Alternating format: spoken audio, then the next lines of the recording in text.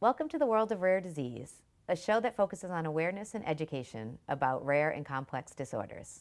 I am Lisa Deck, today's host and committee member of Rare New England. Today's show features Seth Rotberg, the Partnerships Manager for Inspire. Inspire is a leading social network for health that connects patients and caregivers in a safe, permission-based manner. Inspire works with nonprofit advocacy community partners to support the community within each specific medical condition category. Inspire is proud to have selected features such as a Connect panel, a discussion feed, expert moderation, and resources available to support engagement. In a different show, Seth discussed his personal experience with Huntington's disease and how he became involved as a passionate volunteer with the Huntington's Disease Youth Organization. Today, Seth will talk about his professional occupation as a partnership manager for Inspire. We are excited that Seth can share Inspire with us and all of the viewers. Thank you, Seth, again, for being here. Thanks for having me again. Yes, I'm it's excited wonderful. to be back. Excellent. We would love to hear a little bit about Inspire and what the organization is about and its mission. Yeah, so as you touched upon, Inspire is a social health network that connects patients and caregivers to one another anonymously.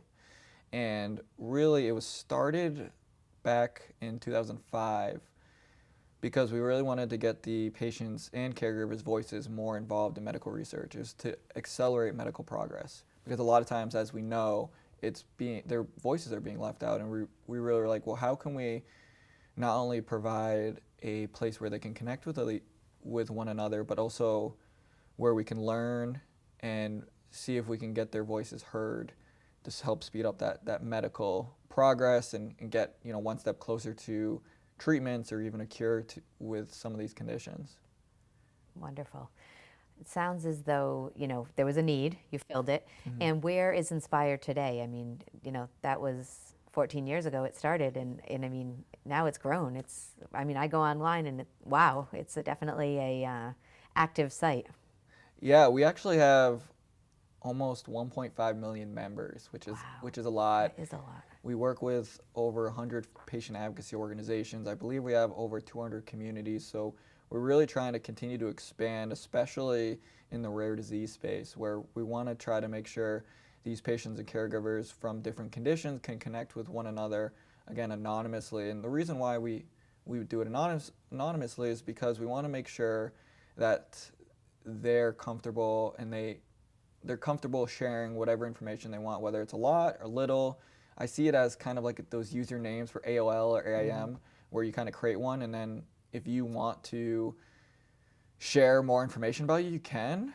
But also if you don't want to, then you can do that as well without feeling like, oh, everyone knows who I am. And it can be challenging with other social media platforms where your name might be attached to some of the information you say. So we're trying to take a different approach to that. Right. So what is your role within the organization? So as a partnerships manager, my role is to not only maintain relationships with our current patient advocacy organizations, but build new partnerships with patient advocacy organizations. And by building these relationships up, we want to create online communities for their patients and caregivers, and really, again, find a place where they can connect with one another, but also making sure that these members of the community have the proper resources. Because again, we're not the experts within those specific conditions, and the patient advocacy organizations are. So working with them to create these communities, we offer this custom header. So based on the nonprofit, they have their logo, they create the name of their community, they have their topics of their choice based on what the needs are of those members. And then really just having also their resources. So if they are putting a resource on conferences or a place to donate to their cause, we really want to make sure that they know that we're not just trying to take it over, but that we're working together in collaboration and building up that trust. That's a big thing that we're really trying to show, especially nowadays with how social media can be so crazy, where you never know who owns what. And we really want to show that, hey, we're not just throwing this out there to you. We want to first build this relationship up with you, build that trust up, and show that we can have these conversations of how to continue to improve and continue to support these organizations. So it is a true partnership that you're working on, and you're actually building those partnerships. So it's a way to work together and collaborate for these patients and people who want to be on this site, correct? Yeah, absolutely. And it's great because being a rare disease advocate myself, I really try to connect with them on a personal level. So I'm saying, hey, I'm not trying to sell you on this community, but really saying, hey, how can I learn about what your needs are? How can we work together? And building relationships take time with anything. Right. Think whether it's a romantic relationship or it's a, partnership like the one that we try to build at Inspire. But ultimately, I try to tell them, hey, listen, like, I understand, I've been in your shoes, I'm still in your shoes, and I want to make sure that your patients and caregivers or your community has a place they can go and connect with each other based on what they're looking for. A lot of times it is newly diagnosed, but other times it's, hey, we need to find a specialist in my area, or hey, I need to find treatment, or just I need to find support. I'm isolated. Where do I go? Well, in hearing all this, I have the $1,000,000 question. What is your favorite part of your job? Really, besides trying to pronounce each rare disease, That is a challenge. I love that there's like abbreviations now. So one of our newer partners is the Chiari and Syringomyelia Foundation. Say that 5 times fast. The power of YouTube. I go like how to pronounce it. I had to listen to that over and over again. But back to your point, it's really just understanding each of these different conditions and how a lot of them overlap. Whether it's, again, understanding the different types of treatments, research opportunities, or how to figure out those next steps in your life. And just seeing how we've made an impact on some of these members. We've had actually some Inspire members end up getting married, which is crazy to think about, but we've also had them meet up outside of Inspire to really connect on a more personable level.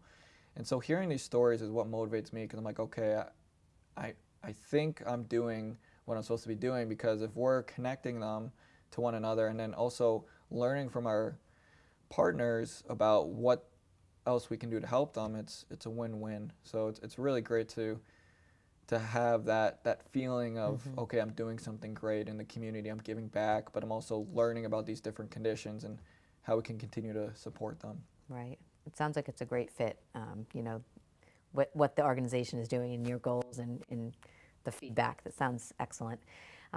So you're talking about different communities. Could you just give me an example of a few? You just mentioned one that I will never be able to pronounce, but CSF. Yes, CSF. I got that. But maybe just talk a little bit about some of them, because when I went on the site, I mean, you don't have to list all 200, but there's a variety of conditions, and I think that is interesting. And so maybe just touch on a couple of them. Yeah, and we work in oncology, chronic and rare, so there are a variety of them, whether we're working. And I'll mention more of the partners in general, like whether it's working with the American Liver Foundation, American Lung Association, or focusing with the Ehlers-Danlos Society, which for a rare condition, we have over 70,000 members of that specific community. But we also work with, the Encephalitis Global community. We have a Sturge-Weber community, sarcoidosis community. I mean, I could keep on going, but it's great to really have a diverse group, but then also, figure out how we can support them and making sure that they kind of own their community and that the members own their information of, hey, this is what I want to connect about, or hey, I just want to see what other people are saying and see if I can relate to them, and then maybe reach out later. Right. So if somebody is interested in learning more about Inspire, how do they find you? How do they go about learning about the website? Yeah, so a couple of things. I mean, they go to just inspire.com. I mean, that's where they'll be able to kind of look around the site, kind of get familiar with it. I think that's the best place to start. Of course, I'm happy to answer questions. I guess I'll throw out, if they're interested in connecting personally, they can just reach out to me at Seth@inspire.com. Pretty easy, I would say. Right. Because sometimes you may not find, as you know, when you Google something, you may have additional questions. Oh, where do I find this? Where can I get help with this? And maybe I can help with that or get them to the right support, the right resource, as I mentioned on the previous show, of making sure people are finding the right fit for what they're looking for. Right. I think it's interesting because you go to Google, and I know as a patient, one of the most important things for me was connecting with people. And I didn't for the longest time because I couldn't find anybody. But once you make those connections, and it sounds like that's what Inspire is looking to do, to try to connect people so that, and it can be anonymously, or it can be, they can share information and get together. So I think that's really a valuable resource that, this organization can really do. What are the plans for Inspire for the future? For the future, we're just trying to continue to grow. Again, trying to build new partnerships with rare disease organizations. We want to be the leader in the rare disease space and continue to show different rare disease nonprofits that we're here to help. We're here to, take out our hand and say, hey, let's work together. Let's find a safe, permission-based place where your members can connect with one another, but really also just building up that trust and really showing people, hey, let's be honest with each other, open communication, and continue to grow as an organization. I mean, we do want to get their voices continued to be involved in this medical research process, whether it's, offering opportunities for, clinical trials, treatments, surveys, interviews. We really want to try to offer more of that this year. Again, hearing about what their needs are, because it's very important. And it's not just saying, hey, let's hear about it after the trial's over. Let's hear from the beginning. Let's get their voices heard first. Or let's build up, this patient voice, but not only the patient voice, the caregiver voice too. And I think that's sometimes not always discussed in the health space. It's always about the patient, but caregivers play just as big of a role in understanding those unmet needs that we want to continue to drive when getting to that next step in research. Right. Well, Inspire sounds like a place we have to check out. Check out the website. Thank you so much again for being here. I have to stop you for a second. Is your mic? Can you bring your microphone out? Is your microphone way behind you now? The box. Yeah, if you could put it there. Yeah, much better. Okay, if you could repeat what you're saying to him. Okay. Looking at him and saying it. Sorry.